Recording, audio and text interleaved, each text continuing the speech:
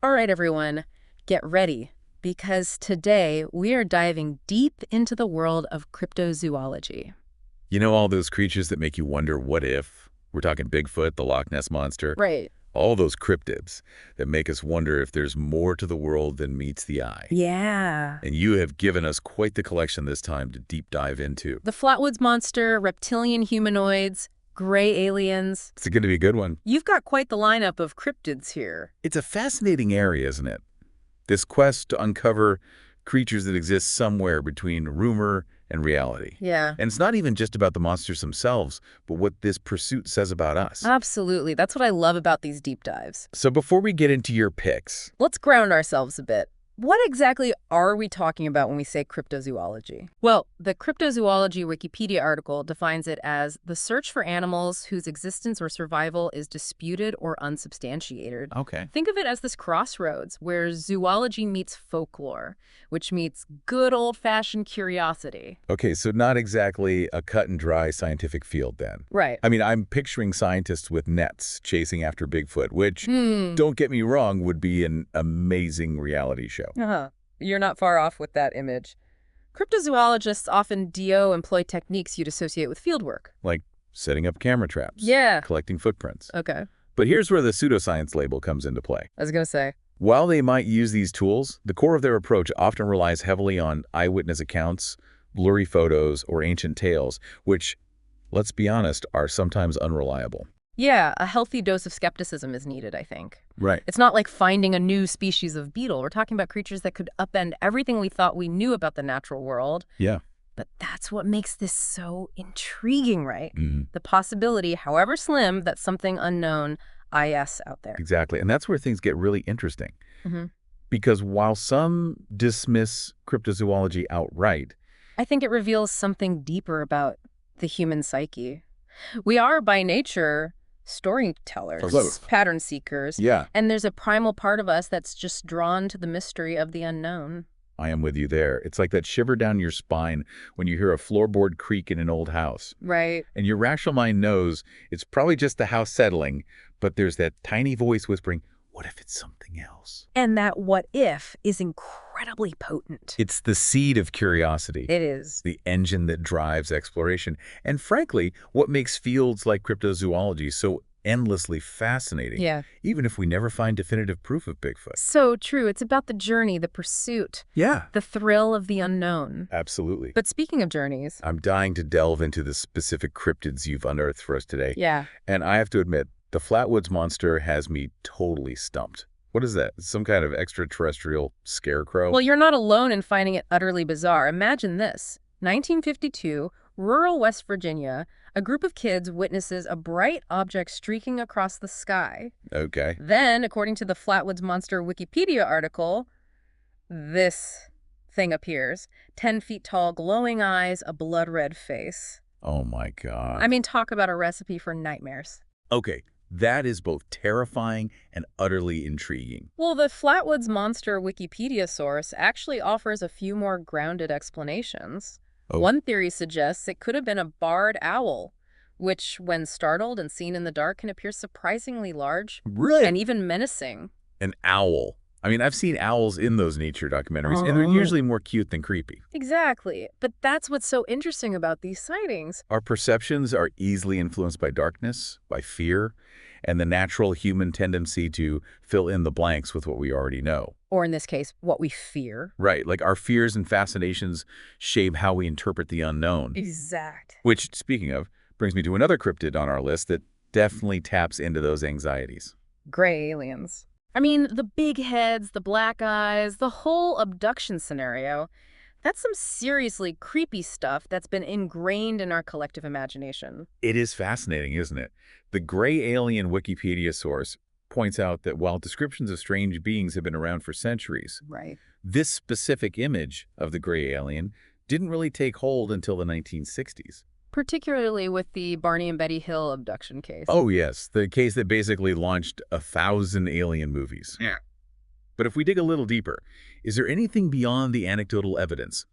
Or are we talking pure speculation here? Well, here's where it gets really interesting. Remember we were talking about how our perceptions are shaped by our experiences? Yes. The gray alien Wikipedia source actually mentions something called the mother hypothesis. Okay, this sounds intriguing. Tell me more. So this theory suggests that the classic gray alien image, those large heads and big black eyes, could be linked to how infants perceive faces.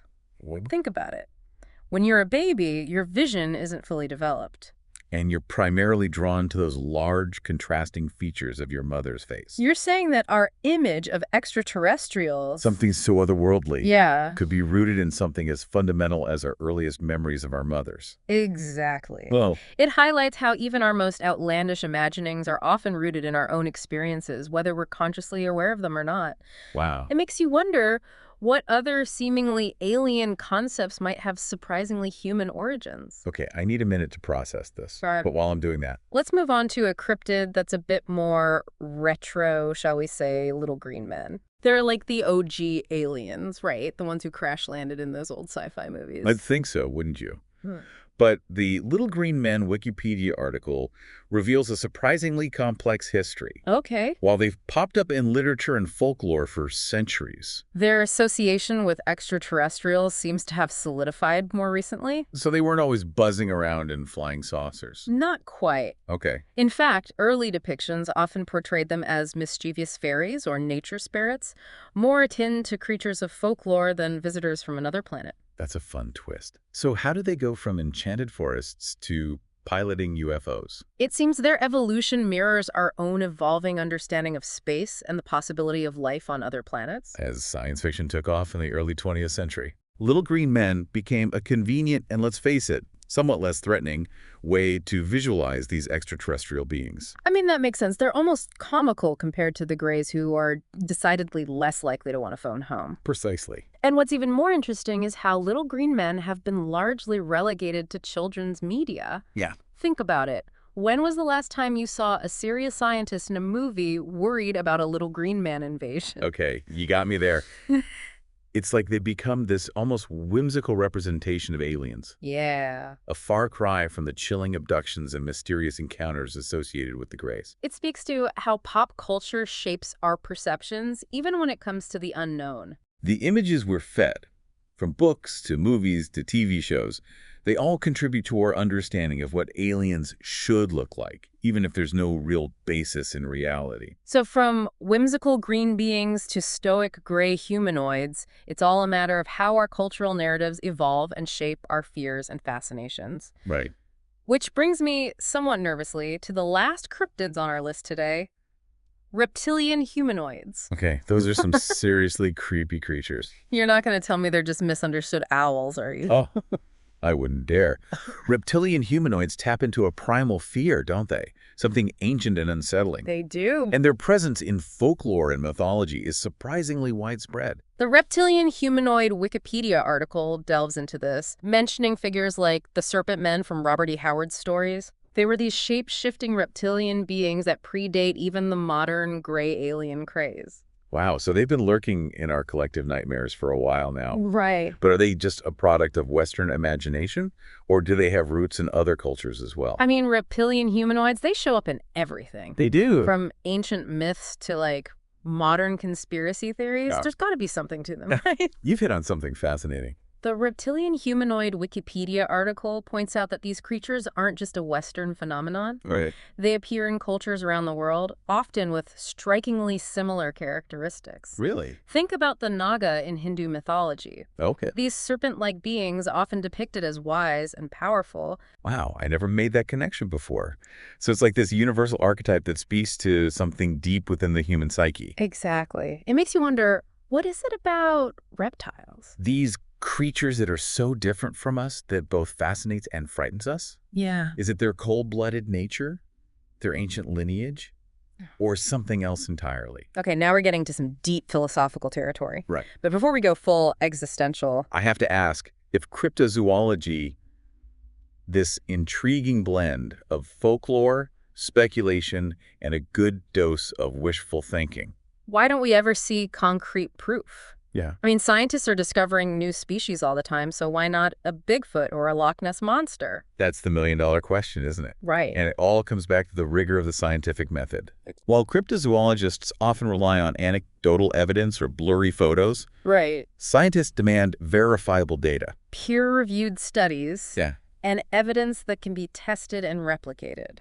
So it's like the difference between a hunch and a proven theory. Exactly. Like you could have all the intriguing stories in the world, but without that solid evidence, it's just not going to hold up in the scientific community. Precisely. And that's where cryptozoology often stumbles. It's not that the enthusiasm or the curiosity isn't there. It's that the evidence rarely, if ever, meets the rigorous standards of scientific inquiry.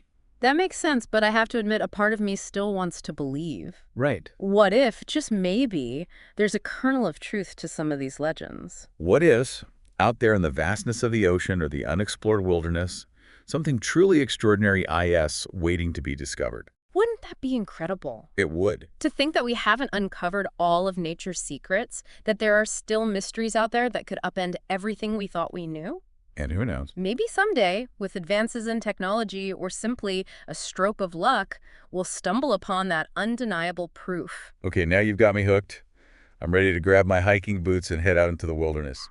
But seriously, after diving deep into this world, the world of cryptozoology, What's the biggest takeaway for our listeners? What should they carry with them as they navigate this realm of the unknown? I think the most important thing is to cultivate a healthy balance of curiosity and skepticism. Okay.